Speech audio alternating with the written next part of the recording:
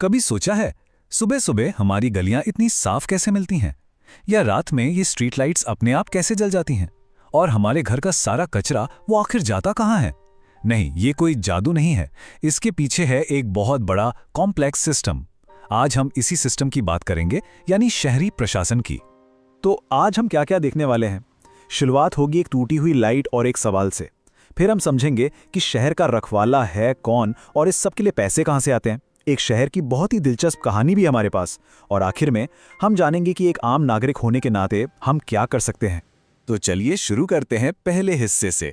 ये कहानी एक ऐसी छोटी सी रोजमर्रा की प्रॉब्लम से शुरू होती है जो शायद हम सब ने कभी ना कभी फेस की होगी।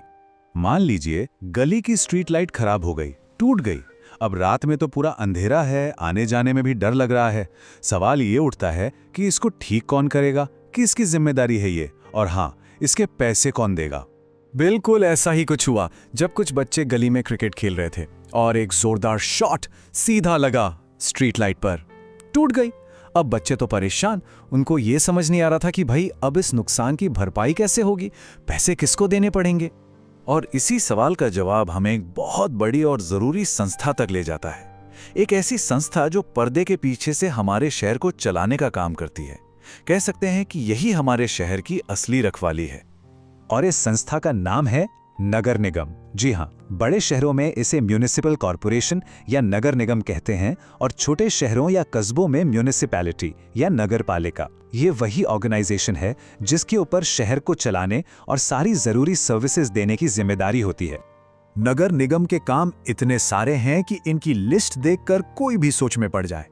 सुबह सुबह कचरा उठाने से लेकर पीने के पानी और बिजली की सप्लाई तक, टूटी सड़कों को ठीक करने से लेकर सरकारी स्कूल और अस्पताल चलाने तक। इतना ही नहीं, शहर में बीमारियां ना फैलें, इसकी रोकथाम करना भी इन्हीं की जिम्मेदारी है। मतलब लगभग सब कुछ। जैसे यहां इन तस्वीरों में दिख रहा है, वेस्ट मैनेजमेंट यानी कचरे का निपटारा नगर निगम के सबसे बड़े कामों में से एक है। चाहे वो पूरे शहर से बड़े लेवल पर कचरा इकट्ठा करना हो या फिर हमारी अपनी गलियों को साफ रखना हो, ये सब बहुत जरूरी है। तभी तो हम एक साफ सुथरे और हेल्दी माहौल में रह पाते हैं।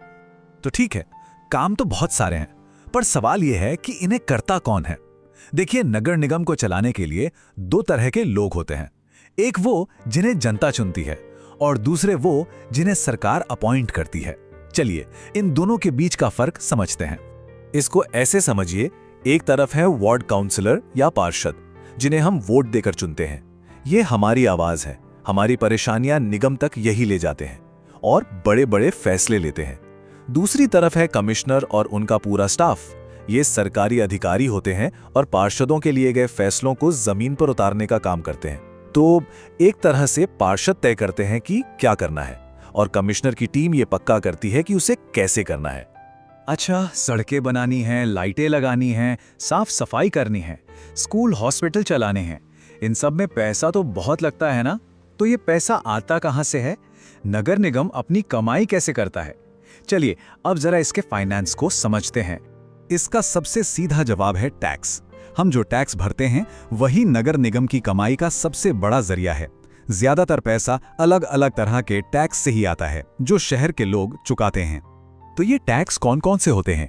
देखिए, इसमें प्रॉपर्टी टैक्स है, पानी और बिजली जैसी चीजों पर लगने वाला टैक्स है, एंटरटेनमेंट टैक्स भी होता है, साथ ही दुकानों और होटलों से भी टैक्स लिया जाता है। और हाँ, इन सब के अलावा सरकार से भी कुछ ग्रांट्स यानी मदद मिलती है। पर यहाँ एक बहुत ही इंटरेस्टिंग बात है। ज्यादातर लोगों को लगता होगा कि प्रॉपर्टी टैक्स ही नगर निगम की कमाई का मेन सोर्स होगा, लेकिन ऐसा है नहीं। असल में प्रॉपर्टी टैक्स से कुल कमाई का सिर्फ 25 से 30% ही आता है। बाकी का सारा पैसा दूसरे टैक्स और सरकारी मदद से आता है ना चौंकाने वाली बात? अब थ्योरी तो बहुत हो गई, चलिए एक असली कहानी देखते हैं। एक ऐसे शहर की कहानी जो दिखाती है कि जब ये सिस्टम फेल होता है तो क्या होता है, और जब ये काम करता है तो कैसे चमत्कार भी हो सकता है। ये कहानी है सूरत शहर की और ये हमें प्रशासन की असली ताकत दिखाएगी। ये बात है 1994 से पहले की। तब सूरत की हालत कुछ ऐसी थी जैसा कि इस तस्वीर में अंदाजा लग रहा है। उस वक्त सूरत को इंडिया के सबसे गंदे शहरों में गिना जाता था। हर तरफ कूड़े के ढेर, गंदगी, ऐसा लगता था मानो प्रशासन नाम की कोई चीज है ही नहीं। और फिर 1994 में वही हुआ जिसका डर था।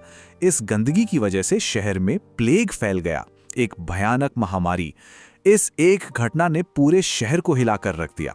लेकिन जानते हैं, इसी तबाही से एक नई शुरुआत हुई। प्रशासन जागा और ऐसा काम किया जो पहले कभी नहीं हुआ था। पूरे शहर में जबरदस्त सफाई अभियान चलाए गए, नए सख्त नियम बनाए गए और आज सूरत भारत के सबसे साफ शहरों में से एक है। ये कहानी दिखाती है कि अगर ठान लिया जाए तो क्या कुछ नहीं हो सकता। ये संकट कितना बड़ा था इसका अंदाजा इसी बात से लगा लीजिए कि लगभग 3 लाख लोग डर के मारे अपना शहर छोड़कर भाग गए थे। ये दिखाता है कि एक अच्छा शहरी प्रशासन सिर्फ सड़कों और लाइटों के बारे में नहीं है, ये लोगों की जिंदगी और मौत का सवाल भी बन सकता है।